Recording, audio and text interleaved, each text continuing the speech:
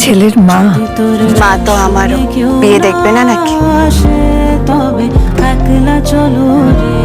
ভাই কপালে দিলাম ফোঁটা, জম দুয়ারে পড়লো কাটা, যমুনা দেয় জমকে ফোঁটা, আমি দিই আমার ভাইকে ফোঁটা। আমাকে ফোঁটা দেবে না মা? ভাই ফোঁটা না বোন ফোঁটা?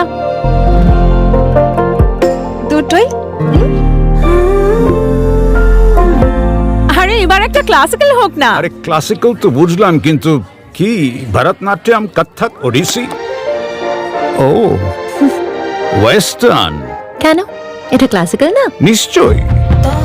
ভেঙে গড়ে সবাই সবার মতো করে, আমাদের বাঙালিয়ানা, বাংলার খাঁটি সোনা।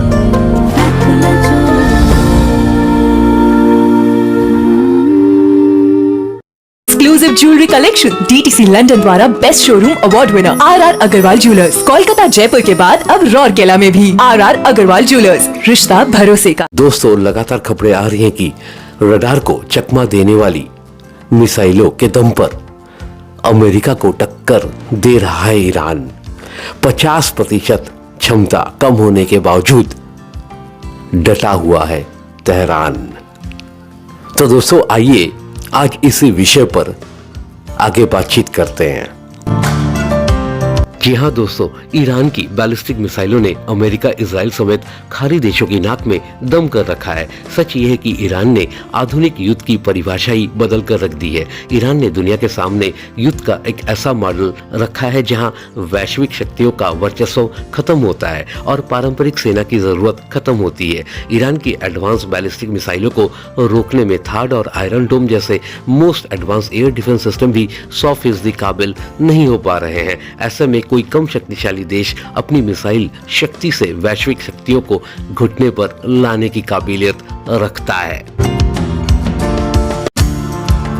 ईरान की मिसाइल क्षमता ने देशों के मनोविज्ञान पर असर डाला है। 28 फरवरी को युद्ध शुरू हुआ था और सिर्फ अमेरिका ने अभी तक ईरान पर 12,500 से ज्यादा टारगेट पर हमले किए हैं। फिर भी अमेरिका की खुफिया एजेंसियों का आकलन है कि ईरान की 50% से ज्यादा मिसाइल क्षमता बनी हुई है। यानी उस आधार पर ईरान अभी भी कम से कम 1 महीने से ज्यादा युद्ध लड़ने की क्षमता रखता है।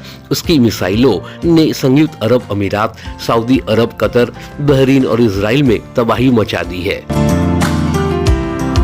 अमेरिका और इजराइल ने 28 फरवरी को पहले हमले में ही ईरान के कमांड सेंटर को तबाह कर दिया था। प्रतिबंधों की वजह से ईरान कभी भी एक मजबूत वायुसेना नहीं बना पाया, लेकिन उसने अपनी मजबूत बैलिस्टिक और क्रूज मिसाइल और मानव रहित हवाई वाहनों के दम पर युद्ध को 1 महीने से ज्यादा खींच लिया। ये ईरान की जीत कही जाएगी। ईरान ने अपने हथियारों के जखीरों को एक आक्रामक हथियार के तौर पर नहीं, बल्कि एक रणनीतिक निवारक और शासन के अस्तित्व की गारंटी के तौर पर पेश किया है। इसी वजह से वो अलग अलग स्थितियों का जवाब अलग अलग तैयारियों के साथ देता है।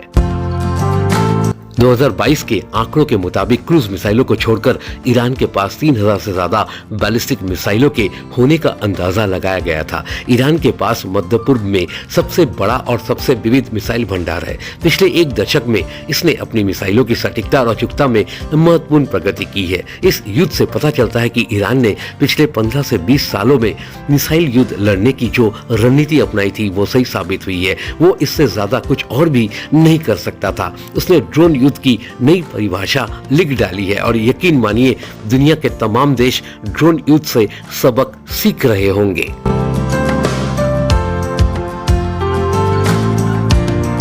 तो दोस्तों, ये थी आज की वीडियो। अगर आप इस चैनल पर नए हैं तो इस चैनल को लाइक और सब्सक्राइब करना ना भूलें। फिर मिलते हैं अगले किसी वीडियो में। शुक्रिया।